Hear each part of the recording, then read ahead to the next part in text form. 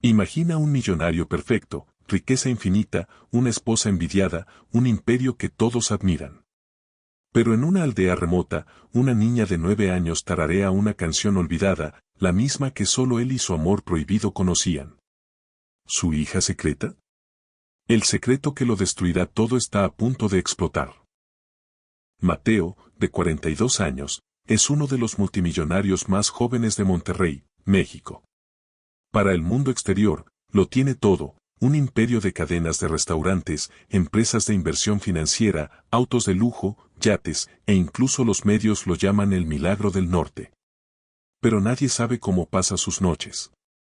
En su imponente villa de vidrio que roza las nubes, las luces brillan intensamente, pero el lugar se siente frío como una tumba. Isabella, su esposa legal, solo le toma la mano en eventos sociales, mientras que en privado sus palabras son escasas, tan frías como si hubieran firmado un contrato de negocios. Nadie sospecha que este matrimonio fue, desde el principio, una transacción. Hace más de una década, el joven Mateo, desesperado por escapar de la pobreza, aprovechó una oportunidad y optó por unirse en matrimonio con la familia de Isabella a cambio de su primera inversión. En ese momento, traicionó por completo a la mujer que amaba con todo su corazón, Sofía. Ese fue su pecado original, grabado en lo más profundo de su alma. En las noches silenciosas, se sienta solo frente a un ventanal, sosteniendo un whisky caro, pero siente que lo que traga son fragmentos de vidrio helado. El dinero, la fama, los aplausos, nada logra llenar la grieta en su interior. Esa vacuidad se rompe un día por una crisis inesperada. La cadena de suministro de su grupo de restaurantes falla, la calidad de los ingredientes disminuye y los clientes empiezan a quejarse. Los ejecutivos le sugieren: no te involucres, deja que los subordinados manejen esto. Pero Mateo suelta una risa sarcástica, toma su auto y se dirige al norte, hacia un pueblo pobre en la frontera, donde dicen que los agricultores aún conservan métodos de cultivo puros. El viaje desde Monterrey es un desafío, el viento lleva arena a su rostro, el camino se vuelve más remoto y desolado. Un multimillonario, vestido con un traje que vale decenas de miles de pesos y zapatos hechos a mano en Italia, aparece en un mercado embarrado, completamente fuera de lugar. El mercado es pequeño, los puestos están torcidos, y los gritos de los vendedores llenan el aire. Mientras Mateo frunce el ceño, de pronto escucha un suave tarareo. La voz viene de una niña pequeña. Tiene unos 10 años, viste una falda de algodón lavada hasta quedar desteñida y está agachada, ordenando una canasta de verduras frescas. A diferencia del bullicio del mercado, su canto es cristalino, con una pureza extraña. Mateo se queda paralizado. Esa melodía le resulta demasiado familiar.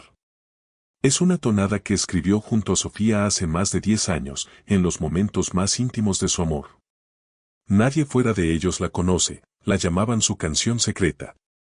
Solo en las noches, en los instantes de mayor felicidad, Sofía la tarareaba suavemente.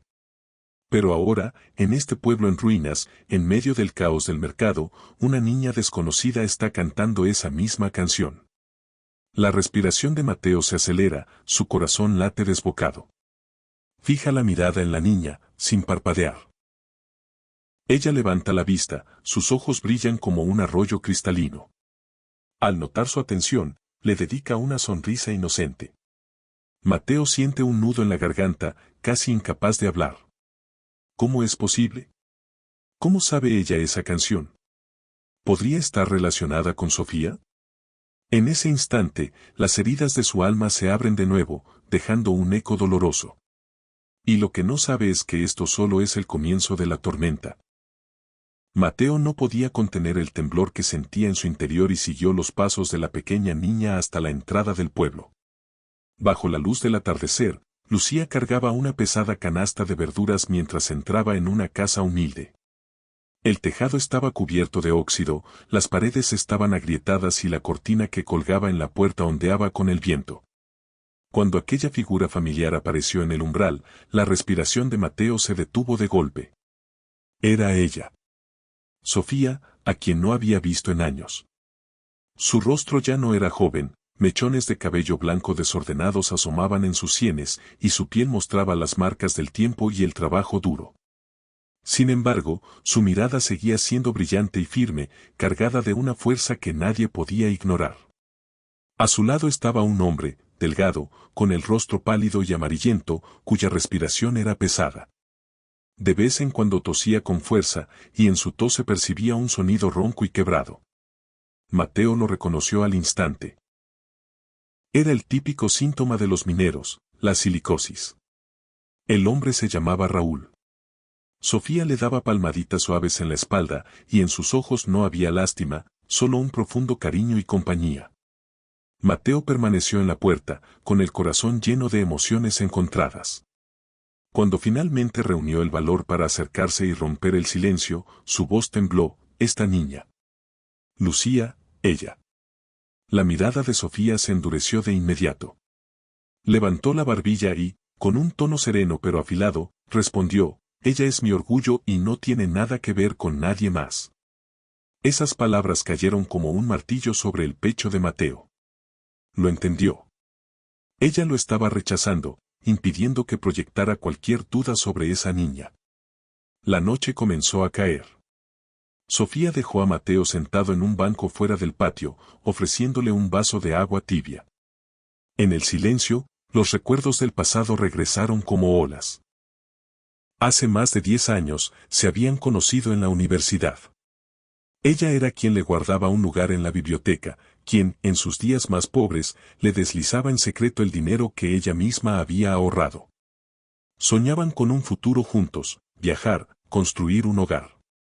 Pero todo se derrumbó el día que Mateo recibió su primera gran inversión. Ese día, Sofía escuchó por casualidad que él había aceptado casarse con Isabella a cambio de fondos. No lloró, no reclamó. Simplemente empacó en silencio y desapareció de su vida. Si eliges el dinero, yo elijo mi dignidad. Esa había sido su última frase para Mateo.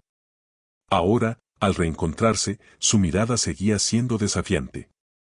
No había perdido su orgullo a pesar de la pobreza, y parecía incluso más fuerte que antes.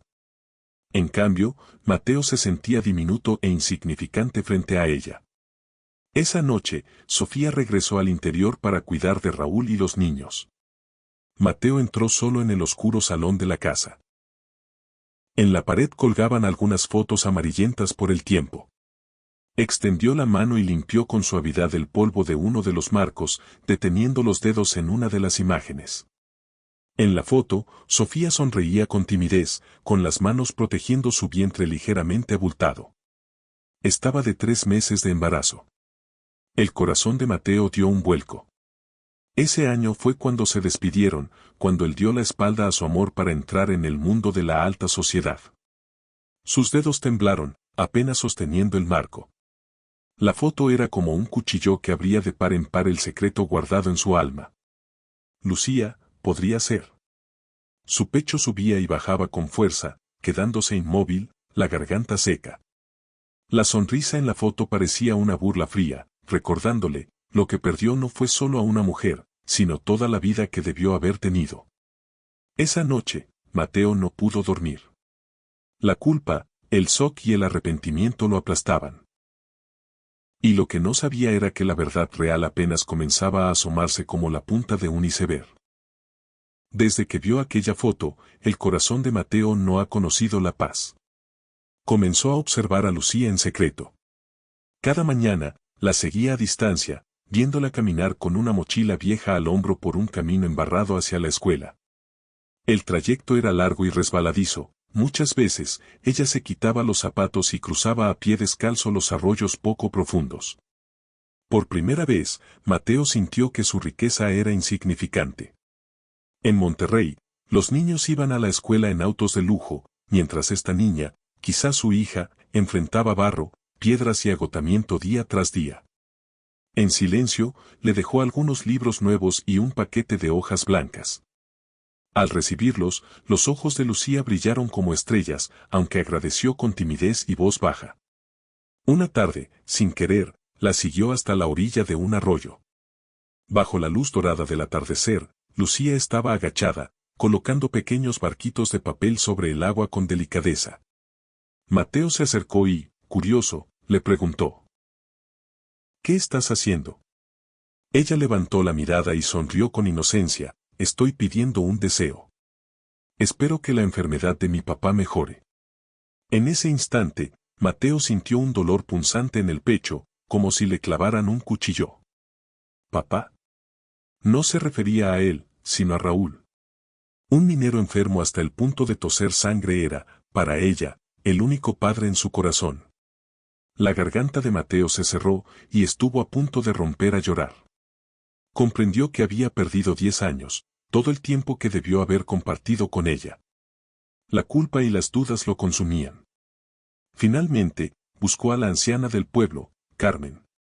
La mujer escuchó sus preguntas en silencio, guardó una larga pausa y suspiró. Cuando Sofía regresó al pueblo, ya estaba embarazada. Todos lo sabían, pero nadie se atrevió a preguntar. Ella sola sostuvo todo durante meses hasta formar este hogar. Los dedos de Mateo se tensaron, y su pecho recibió el impacto como un martillazo. Estaba casi seguro de que la verdad estaba a punto de salir a la luz. Pero necesitaba pruebas.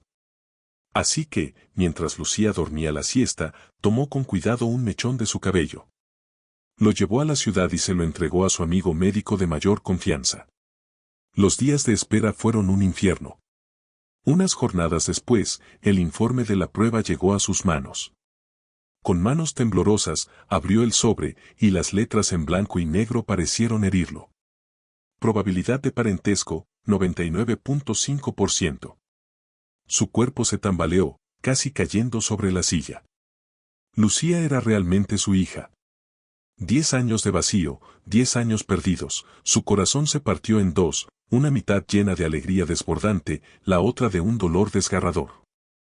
Corrió a la casa de Sofía y la enfrentó. ¿Por qué? ¿Por qué me ocultaste la verdad? Ella es mi hija, ¿verdad? Sofía se quedó paralizada, su rostro palideció al instante. Las lágrimas se agolparon en sus ojos. Tras un largo silencio, habló con voz temblorosa: sí, ella es tu hija. Mateo apretó los puños con fuerza, casi gritando: entonces, ¿por qué no me lo dijiste? ¿Por qué me hiciste perder su crecimiento? Sofía finalmente rompió en llanto, sus hombros temblaban mientras las lágrimas caían sin control. Elegí guardar silencio, no por miedo a que te sintieras atado, sino porque me negué a que mi hija fuera un apéndice de tus tratos. Aquel año supe que te casaste con Isabella por dinero. Pudiste usarme para ganar riqueza, pero no permitiré que uses a mi hija para obtener un poco de compasión o un compromiso vacío. Lucía es mi orgullo, no debe cargar con la suciedad de tus decisiones. Mateo se quedó inmóvil. Las palabras se atoraron en su garganta, como si alguien le apretara el cuello. En ese momento, comprendió que lo que realmente lo destrozaba no eran las mentiras, sino la dignidad de Sofía, un orgullo tan fuerte que prefería soportar sola el sufrimiento antes que doblegarse. Las nubes colgaban bajas, el aire estaba tan cargado que apenas se podía respirar. Entre relámpagos y truenos, el pueblo parecía un pájaro tembloroso, esperando la llegada de la tormenta. De pronto, un auto negro de lujo atravesó el camino embarrado, salpicando lodo por todas partes, y frenó abruptamente frente a la casa de Sofía. La puerta se abrió, y una mujer, vestida con un costoso abrigo y tacones que se hundían en el barro, se plantó fría bajo la lluvia. Era Isabella, la esposa legal de Mateo. No llevaba paraguas, dejaba que las gotas arruinaran su maquillaje impecable, pero su mirada era más afilada que los relámpagos.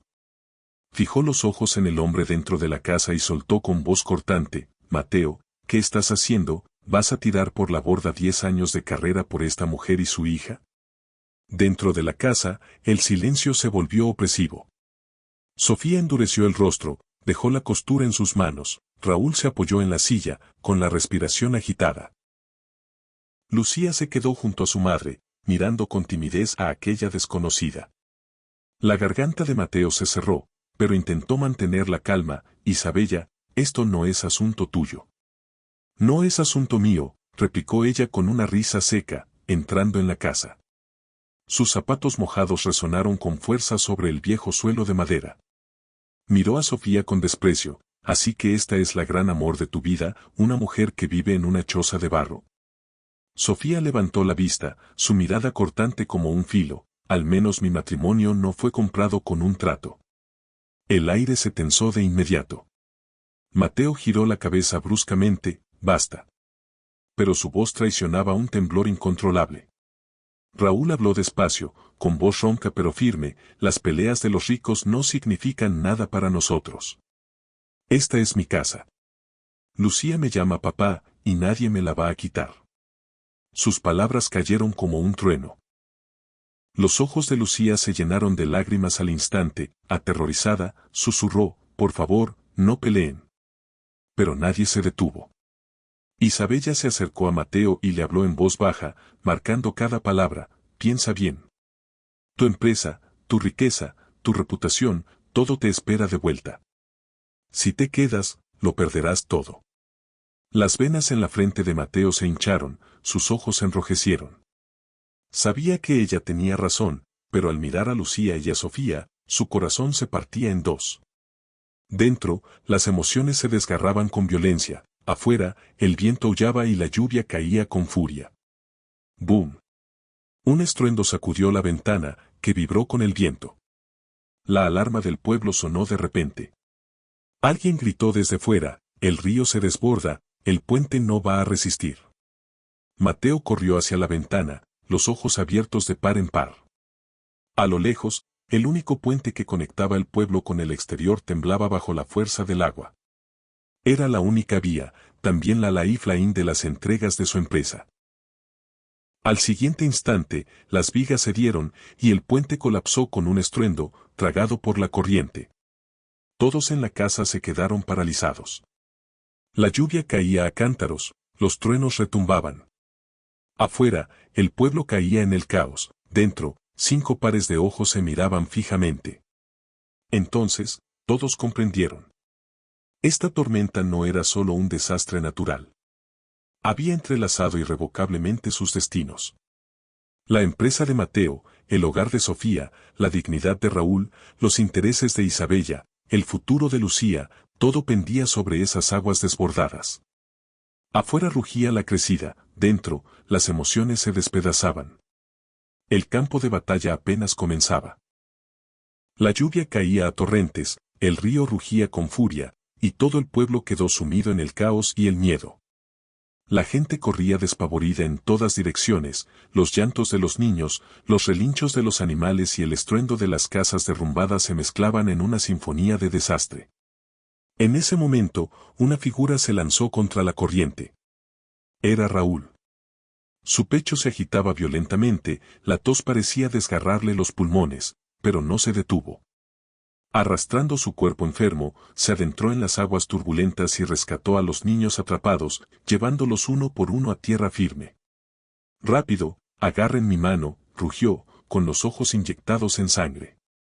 Los aldeanos gritaban desde la orilla, Raúl, vuelve, no puedes más. Pero no miró atrás. Con su última fuerza, empujó al último niño hacia la seguridad. En ese instante, una ola gigantesca lo engulló por completo. Raúl. El grito desgarrador de Sofía se perdió entre los truenos. Mateo apenas pensó. Se quitó el abrigo de un tirón y se lanzó al torrente. El agua helada cortaba su piel como cuchillos mientras agitaba los brazos con desesperación, buscando la figura que se hundía. Finalmente, logró agarrar la mano de Raúl. Aguanta, gruñó Mateo entre dientes, con los brazos temblando de dolor, a punto de ceder. Las olas los golpeaban hacia abajo, sus pulmones estaban a punto de estallar, pero no soltó su presa. Al fin, con la ayuda de los aldeanos, lo sacaron a la orilla. Ambos quedaron tendidos en el suelo, jadeando, al borde del colapso. Entonces, Lucía se lanzó hacia ellos. Con el rostro empapado en lágrimas, su pequeño cuerpo abrazó a los dos hombres con fuerza, y con voz ronca pero decidida dijo: «No quiero perder a ningún papá». Esas palabras golpearon el corazón de Mateo como un rayo. Se quedó paralizado, mirando a la niña temblorosa en sus brazos, con el pecho como si lo hubieran abierto en canal. Entendió que la redención no era quitar ni arrancar a otros de sus vidas. La verdadera redención era proteger su sonrisa, proteger el hogar que ella ya tenía.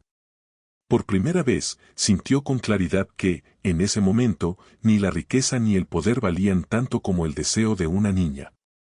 Tras la inundación, el pueblo quedó devastado, caminos rotos, casas derrumbadas. Mateo no regresó a Monterrey. Se quedó entre las ruinas por mucho tiempo hasta tomar una decisión firme. Vendió parte de sus acciones, con la mitad salvó a su empresa al borde de la quiebra y con la otra financió la reconstrucción del pueblo. Convocó a ingenieros y, señalando la orilla destrozada por la corriente, dijo con determinación: «Aquí construiremos un puente nuevo». Los aldeanos se quedaron atónitos. Uno preguntó: «¿Y cómo se llamará este puente?». Mateo miró a lo lejos, donde Lucía estaba agachada junto al agua, soltando un pequeño barquito de papel.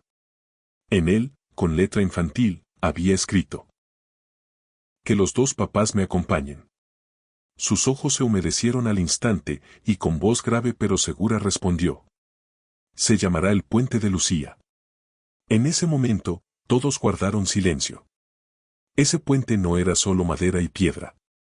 Era el camino de los niños hacia la escuela, la esperanza del pueblo con el exterior, el vínculo tardío con su hija y, sobre todo, la redención de su alma.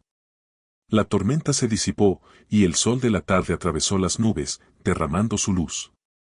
Mateo y Raúl hombro con hombro junto al puente, mientras Lucía corría entre ellos con una sonrisa, avanzando hacia el futuro con la ligereza de una brisa. El nuevo puente por fin fue inaugurado. Al amanecer, los rayos de sol atravesaban la niebla y bañaban el puente, mientras los niños corrían emocionados, con sus mochilas saltando a sus espaldas y sus risas resonando como campanas cristalinas en el aire. En el centro del puente, Lucía se agachó con cuidado, sosteniendo un pequeño barquito de papel con ambas manos. Lo depositó suavemente en el río, su mirada tan seria como si estuviera cumpliendo un ritual. El barquito flotó lentamente, y en su superficie se leían unas letras infantiles. «Que los dos papás me acompañen siempre». El agua brillaba, llevándose su deseo consigo. A ambos lados del puente dos hombres. En un extremo estaba Mateo. Vestía impecable, con la espalda erguida, pero en sus ojos se reflejaban el peso de los años y el arrepentimiento. Era un multimillonario, un padre que traicionó el amor por la riqueza y ahora dedicaba el resto de su vida a expiar ese pecado original. En el otro extremo estaba Raúl. Su cuerpo seguía débil, y los accesos de tos no lo abandonaban, pero su espíritu era más fuerte que nunca. Era el padre que, a pesar de su enfermedad, protegió a su familia, un pilar irreemplazable en el corazón de su hija. Los dos hombres se miraron a través del puente, sin rencor, solo con una complicada y profunda comprensión. Junto al puente, Sofía permanecía en silencio, con las manos entrelazadas y lágrimas brillando en sus ojos. Esas lágrimas ya no eran de dolor, sino de alivio. De pronto, Lucía se dio la vuelta, abrió los brazos y corrió hacia ellos con una sonrisa. El viento agitaba su falda, y la luz del sol iluminaba su rostro radiante. En ese instante, ella era como un rayo de luz que disipaba todas las sombras. Mateo extendió la mano, Raúl se inclinó, y ambos la recibieron juntos. Padre y padre, madre e hija, se unieron en el puente. La escena quedó grabada en el tiempo. El sol poniente derramaba un brillo dorado sobre el puente entero. Este puente no era solo un camino. Era redención, esperanza, futuro. Si te ha gustado, dale like y suscríbete al canal para que seas parte de nuestra comunidad. Así no te pierdes lo que viene.